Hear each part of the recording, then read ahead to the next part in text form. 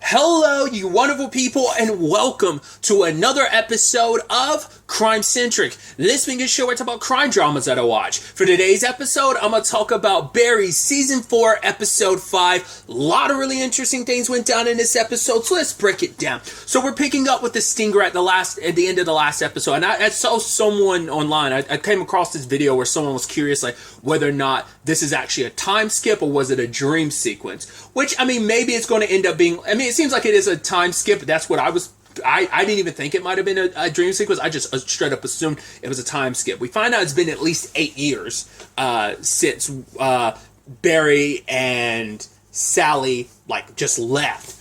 And it's such an interesting thing. Obviously, we see Barry as trying to take a very specific approach to raising his son, John. Obviously, they've got to, like, pretend to be someone that they're not. He's Clark. Sally is Emily.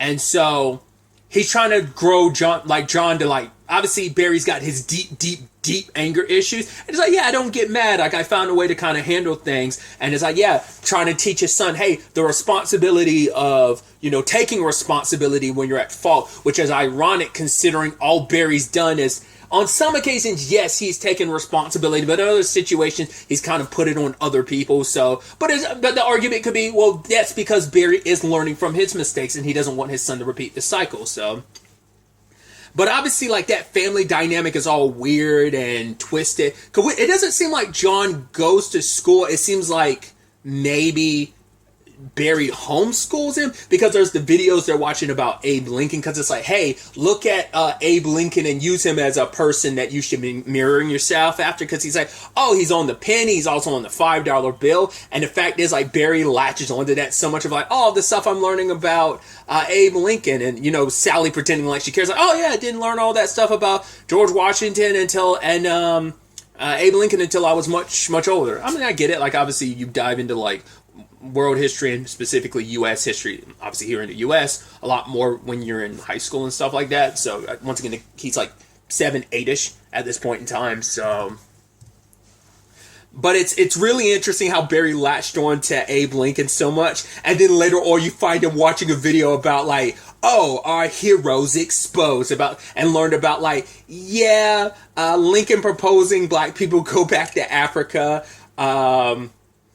God, like, he ran down a whole bunch of lists of, like, all the stuff that, it's, I mean, yeah, you can't always, it's like, you have to remember the founding fathers did some effed up stuff too. It's not like, oh man, their history's squeaky clean. It's like, no, they did some stuff that, like, yeah, we focus on the positive, but we don't always, like, really dive into the negative aspect of anything and anybody, especially in history. I even loved it was like is that true about the Gandhi thing? Because that is wild of, like, oh yeah, his wife was sick and all she needed was penicillin, but he was like, nope, because of our religious things, but once he got sick, it's like, give me all the drugs. I was like, is that real?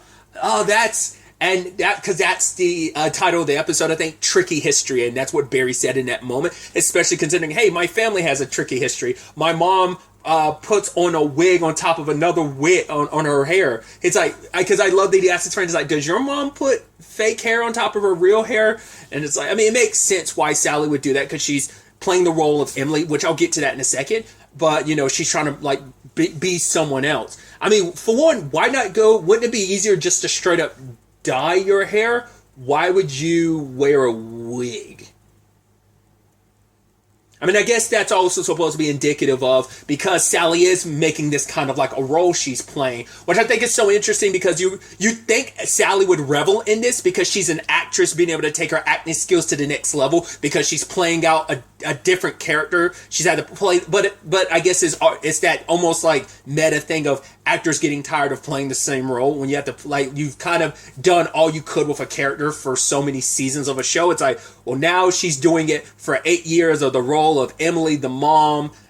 She's not even really able to just be herself. And I think maybe all that in conjunction has made her, like, very blah about her life. And it's just like the fact that she drinks a lot, because she thought, I don't know if she really had any expectations of running away with Barry, because when Barry was like, hey, let's go, once again, I keep going back to it, feels like the moral oral thing of, well, why not? And it's because nothing else in life was going the way she wanted to. And here's someone that, in his own twisted way, cares about her, sees her for who she is, and accepts her flaws and all. But also, like, she doesn't really accept all his flaws, but it's a thing of, there's no one else, there's nothing else. So I've kind of run my limits and what I can do here. My career is completely stalled, it's completely screwed up. I can help other people excel in their careers, but what about me? I'd have to like bite my tongue and wait until I get an opportunity that may never come. So yeah, all that, and just life not being what you thought it was. You can tell she's miserable.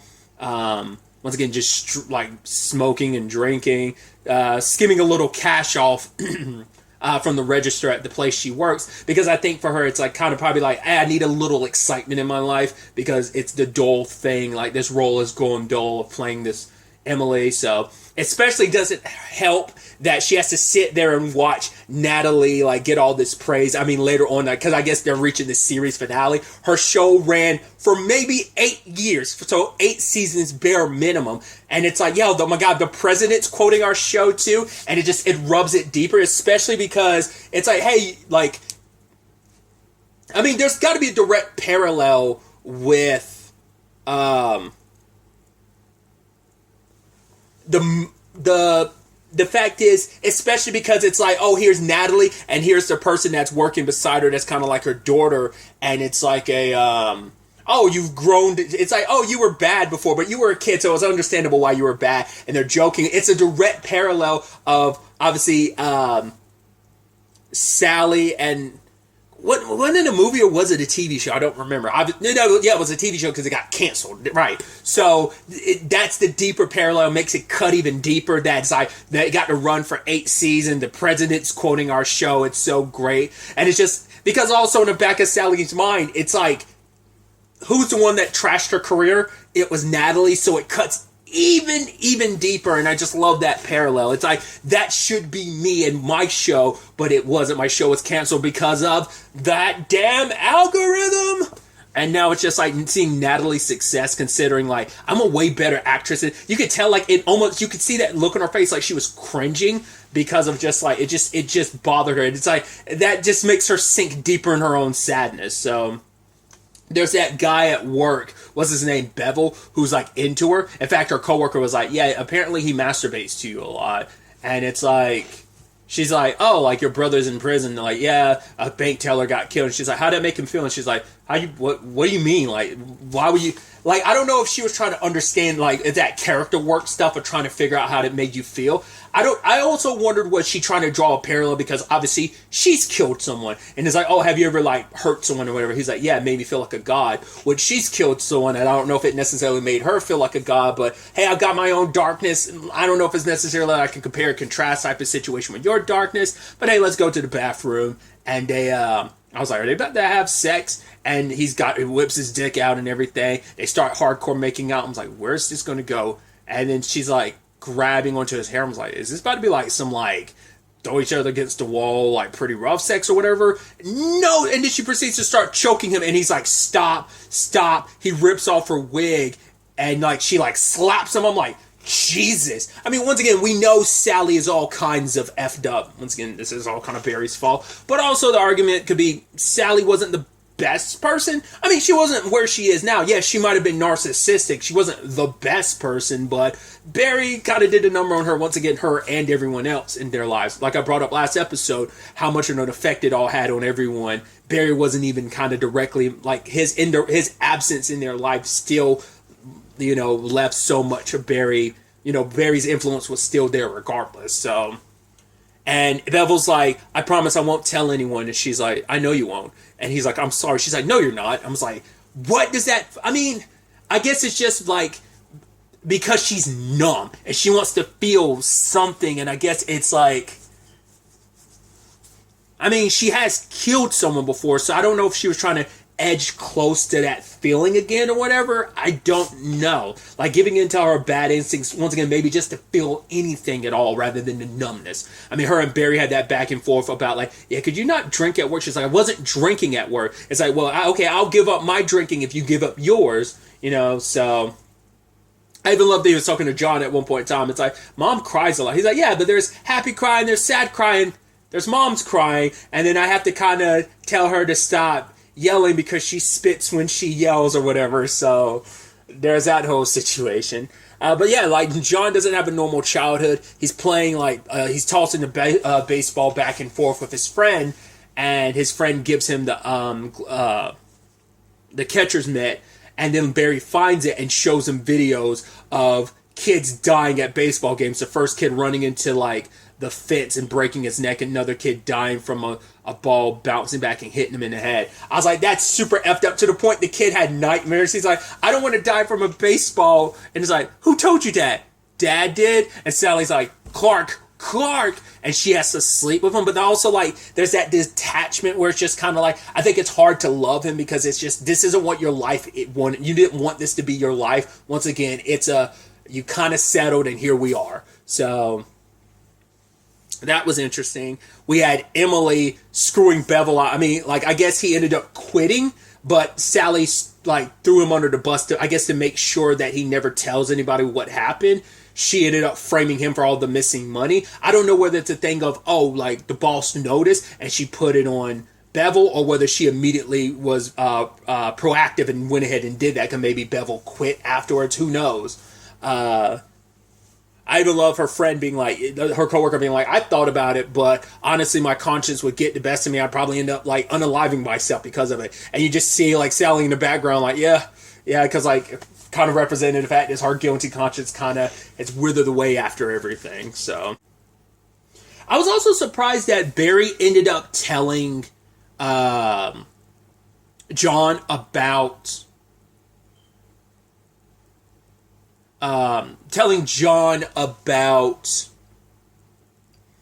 his Marine days, obviously. And I do love that he tells the Albert story, but obviously shifted to be like, it's like, oh, did you kill the guy? It's like, no. I was just there to save my buddies or whatever. It's like, right, that revisionist history. It's like, once again, he doesn't want to be seen, because it's a representation of, for Barry, those were like the first inklings of him being who he became. So obviously you don't want a constant reminder of that, so you want to shift the narrative. You want to be he was like, we call Marines, but we're also called heroes, but I don't want to put labels on it. It's like, Jesus, Barry, especially because he was like dishonorably discharged, so he's putting that spin on it because it's who he wanted to be seen as. He didn't want to be who he was in his life, because it's also like easy to revise it, because that way you get to, you'll be able to reinvent yourself as Clark, so why not reinvent your past to kind of fit, like, hey, I'm the person I want it to be, not the person I ended up as Barry, I thought it was even wild. The fact is that they heard someone at the door, and Barry was going for one of the paintings, and Sally was like, the other one, honey. And it's just a hole in the wall with the gun. I'm like, why not just put a safe in the wall? But there's also that weird thing, because it's like almost like this minimalist thing they've kind of got going on, because John's like, hey, can I get a comforter, because it's pretty cold in my room, and his dad was like telling a story about Jesus helping these like 5,000 people. It's like, oh, so you bought my comforter? He's like, no, you just got to make do, don't whine. Ooh, my Lincoln book, thank you, I was looking for that. So that seemed weird. And the whole peace be with you. Like, it seems like, I don't know if it's a thing of we're leaving minimalist, like, oh, I kind of get what I want, something stupid like a Lincoln book instead of giving you the comforter you want. Also, the fact is that I don't know if it's like we give a large percentage of our income to the church because we're trying to be good people type of thing. That's all it is. Barry's so focused on trying to be a good person and instilling that in John. He's not letting John have a life. That's also because you can't be out and about, because if you are, that could draw too much attention. Well, we know Sally's working, but I don't know her minimum wage is the only paycheck, because we don't... every time we saw Barry, he was always at the house, so I'm assuming he doesn't have a job. I think it's all on Sally's paycheck and whatever she's stealing. Not unless what she's stealing on the side is her, like, get out of, like, jail... Not a jail free card, but like, this is my run bag. Like, I got money stashed on the side that Barry doesn't know about that I'm gonna run eventually. Like, it's my go bag. Not unless it's something of that nature and ilk. But yeah, back to my point, like, you don't even have a safe. I get it. A hole in the wall is a lot faster than having to put in a combination of a safe, but that just still seems weird. I mean, now also the fact that you have a hole in your wall makes me wonder, is like, oh, was that before Barry got his anger under control, or was it just that's the simplest? Just like I said, it's not a safe, it's a hole in the wall, which is wild. But what did he do? He stayed out there all night, just on the chance, I guess, that maybe specifically the Chechens would come after. I don't think it's him arming himself for the police. I think it's specifically in case, like, Hank and them ever track them down, because he's not, obviously, like, Hank and them, like, Hank made a point that he was going to kill Barry, so, which we don't know where that all stands 8 years after killing Cristobal. I mean, Barry doesn't even know about the aftermath of all that, so is Hank, I mean, obviously he was running things at LA, but we don't know how that's transpired into what, where that currently stands. We did cut back to LA. We saw that lady, I think she's a producer or whatever. I kept being like, is that who I think it is? And it is. The actress's name is Annie Chang. She played Sophie Song. She was the lead detective in Peacemaker, so that's just kind of an interesting. I kept looking like, is that her? I wasn't sure, because obviously in Peacemaker she always had her hair in a ponytail, so I couldn't fully tell about it. Looking at her face, I was like, that looks like it's the same actress. It is. But yeah, I also love that she walked by one of the movie posters. It's Mega. What was it, Mega Girl 4? Is that what the movie was? The one that Sally was working on. So I was like, oh, cool. So there's been 3 sequels since. So it's like, oh, it's a franchise movie. It must have been a big hit. I wonder how Sean feels about that. I wonder if did she direct the next 3 or not? It's like, oh, did people still go, hey, that's the person who did Coda? Once again, I'm sure it's just kind of like that blockbuster franchise thing. Once again, it's in the superhero realm, but I mean, it's applicable to any blockbuster. Also, are we supposed to know that other movie where it's like, oh, The Magical Boy, starring at Tyler? I'm like, was that someone else from the class that we're supposed to remember? I don't know if I'm being crazy on that or not. It feels like we're supposed to know that, and I just feel like it didn't click in my head. But yeah, the producer, she sits down with Gene, who apparently went missing after he shot his son, which, once again, it was a shoulder, it was like in the arm and shoulder, but we don't know how that played out. But apparently, I guess after he thought he shot Barry, he ended up disappearing and left the country for 8 years. I wonder, did he ever find out that he shot his son? But yeah, everyone just assumed he was dead. But he came to, he's like, oh yeah, I wanted to see the head of Warner Brothers, which I'm like, too meta, because obviously this is on HBO. HBO's under Warner Brothers. So I was like, it's like, it'd be too meta if they did that. But I'm like, because it also comes down to when they wrote this season. Because I'm sure this was also during, I don't know if the merger between Warner and Discovery had happened at that point in time. I mean, it might have been in the process, but it wasn't finalized, obviously, when this season was being written. But I was like, that was just a little too meta. But it's because Gene knew that they were writing this story about Barry, and he wants to be there. He wants to be in on it. And so, right, the Hollywood Reporter, which I love, that is, it's a scoop is out that, hey, Gene is helping, because Warner Brothers is doing a Barry Berkman biopic. And just Barry, and Sally's like, Barry, they're doing a story about us, which I love that it's mainly Barry, but I know Sally's like, yeah, it's obviously going to include me too. So who are they going to get to play Sally? It's probably going to be someone unknown. Dude, you could get so meta with this. I'm so curious what actors they're going to get. Is it going to be actors you're familiar with, or is it going to be kind of like, quote unquote, like I said, unknowns?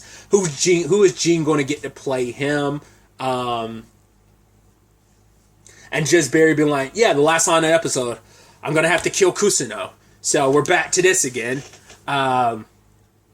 There's so much we haven't caught up with about what's going on. To be fair, that's going to be the beautiful thing about this back half of the season, because we're over halfway now. So the next 3 episodes could focus on other aspects we haven't really dived into. Maybe touch on what Gene's been up to, what's happened with Fuchs. The last time we saw him, he was kind of getting all that respect in prison. I'm sure he's kind of monopolized that and kind of took advantage of that. So we have that. We had the whole situation with Jim. The last time we saw Jim, he was outside of Sally's place. We never got a conclusion to that. And obviously, another big one, as I brought up earlier, what about Hank post all of this? what's happening on that front. So many storyline threads to obviously, tug on post these 8 years. How this all going to play out? Will Barry actually kill Gene? How will this play out for John and Sally? And what's going to happen?